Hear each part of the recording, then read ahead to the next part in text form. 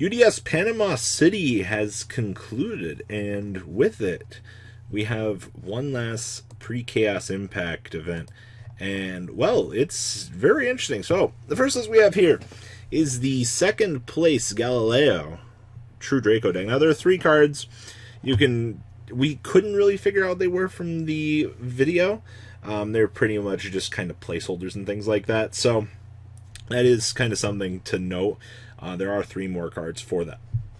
So, we have 1 copy of Dynamite, triple copies of Ignis Heat, the True Draco Warrior, and 2 copies of Majesty Maiden. Very staple here for what you were looking for. I've seen a little bit of diversity, also no Inspect Border here in the main. That's pretty big. Then we have triple copies of Carter Mines, triple copies of Disciples, triple copies of Dragonic Diagram, 2 copies of Pot of Desires, 2 Duality, and 2 Super Poly in the main deck. I actually wish we could have seen the 3rd Super Poly in the main, at least for a little bit more destruction towards the opponent, but I get it. 1 Terraforming, triple copies of Heritage, and 1 Upstart Goblin. Trap board here, triple Crackdown. This card is seeing a lot more play right now, and it's really interesting. 1 Skill Drain, triple copies of Solemn Judgment, 1 Soul Drain, triple copies of There Can Only Be One, triple Draco Apocalypse, and 1 copy of True King's Return. Ooh. Now you're in the extra deck, the 3 extra deck spots. 1 Trisbana, 1 Bomber Dragon, 1 Ningrisu, 1 Unicorn, 1 Phoenix, 1 Ablaze, 1 Klaranushka, 1 Starving Venom, 2 Violet Chimera, 1 Dragostapolia, and 1 copy of the Mud Dragon. Over here in the side deck, triple Inspector Border, 2 Rock, triple copies of Cosmic Cyclone, triple Dark Ruler No More, 1 Super Poly, and triple copies of Infinite Impermanence, wrapping up this list. A couple things to note here. We no longer are abusing the return, which means we can play an extra deck again, which means we could just put on in those super polymerizations, those key cards that we actually need to make our life, well, really a little bit better. So we have a little bit of leg room to evolve with this deck, but for this being a current evolution for True Draco, really nice to actually see this deck kind of coming together and just a new spotlight. Now, next up, we have Manav's top 8 deck list. Now, Ready for Duel, there was in their deck profile, there was a mysterious card that they didn't want to tell people about. But pretty much everybody kind of figured this out. Ready for Duel put this in both lists. Silent Universe. So it's a field spell that says all link monsters you control gain 300 attack. And then once per turn, you target 1 monster in graveyard, shuffle it into the deck.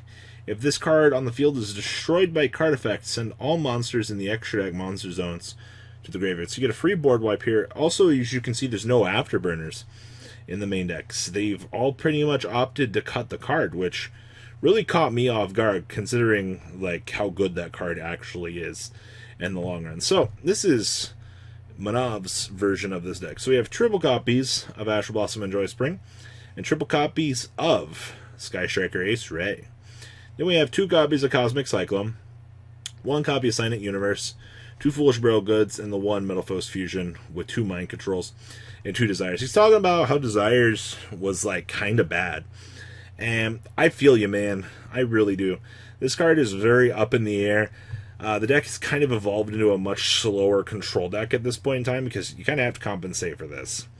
We have 2 Area Zero, 1 Jamming Waves, 1 Hornet Drones, 2 Shark Cannon, 1 copy Widow Anchor, 1 Multi-Roll, 1 Hercules Base, triple copies of Engage, 1 Terraforming, 1 copy of Upstart, triple copies of Imperm, triple Solemn Steerike, and triple copies of There Can Only Be One.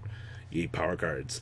Extra deck, 1 Bomber Dragon, triple Shizuku, 1 Kaina, 1 Kagari, triple Hayate, 1 copy of Ningrisu, 1 Phoenix, 1 Ablaze, 1 Boral Sword, 1 Dingrisu, and 1 copy of the Starving Venom Fusion Dragon. Side deck here, 2 Lancia, triple copies of DD Crow, triple Super Poly, 2 copies of Different Dimension Ground, 2 copies of D-Barrier, and triple copies of Heavy Storm Duster, wrapping up Manav's list. Now, seeing Silent Universe see play, it's just a reuse of Kagari. Literally every turn, go ahead and tuck it on back. You're good to go. get that continuous reuse out of this thing. It's actually quite spicy. I like it. And then we have Undressed Torres. Ah, man, this was 4th place for the event, which is actually seeing like changes in diversity on striker list is actually kind of cool. This list looked to explore the use of Phantasme. He was talking about how he never really saw this card all day, but in theory and application, dropping this on the field actually feels pretty good. Also seeing the fact that we can play Gold Driver basically once per turn to continuously reset the fusion feels good. And he was also talking about in his video the Lost Winds actually being replacements for the Widow Anchors, basically being able to continuously reuse these in pretty much the same fashion that we were looking to abuse previously with Widow Anchor. So also the decks now are pretty much heavier trap boards. You just get room between your tech choices. So we have triple copies of Ash Blossom and Joyous Spring, 2 copies of Phantasme, triple copies of Ray, and 1 copy of the Metalfoes Gold Driver. Then we have 1 Signet Universe, 2 Foolish Bro Goods, 1 Metalfoes Fusion, 2 Mind Control, 1 Rhoda, 2 copies of Area Zero. We've pretty much all started to agree now that 2 Area is the way to go. 1 Jamming Waves, 1 Hornet Drones, 2 Shark Cannon, 1 Widow Anchor, 1 Multi-Roll, 1 Hercules Base, and triple copies of Engage, with 1 Terraforming and 1 Upstart Goblin. Traps, triple Infinite Permanents, 2 Lost Wind, triple copies of Solemn Reich, and then we have the triple copies of There Could Only Be One. Now here in the extra deck, we have 1 Topological Bomber Dragon, triple Shizuku, 1 Kaina, 1 Kagari, triple Hayate, 1 Ningirisu, 1 Phoenix, 1 Hida, 1 copy of the Amber Whale. So, gain Sooner attack for each link monster in the graveyards, and then if this card is destroyed, you can target 1 link 3 or lower monster in either graveyard, special summon it. If a link 3 or lower monster on the field is destroyed by a battle card effect while this card is in graveyard, banish this card, destroy a card. Pretty interesting that we're using this over Boral Sword, but I liked what we were aiming to do with this. Then we have 1 Dingarisu and the 1 copy of Starving Venom. Side deck, 2 DD Crow, 2 copies of Ghost Bell in the Haunted Mansion, 2 copies of The Rock. Then we have triple Super Poly, triple DD Ground, and triple copies of the Heavy Storm Duster. Seeing Heavy Storm Duster seeing a lot more play right now is also pretty interesting. Like, I don't know. But we've pretty much solidified now that Solemn Strikes, Imperms, There Could Only Be Ones, pretty much heading to a much more stable environment for this deck. Like I said, we're basically becoming more of a stun deck now, in a format where players are aiming to, push for more of the going second builds and things. This lets us combat that. Then last but not least here, we have Thunder from Michael Verissimo.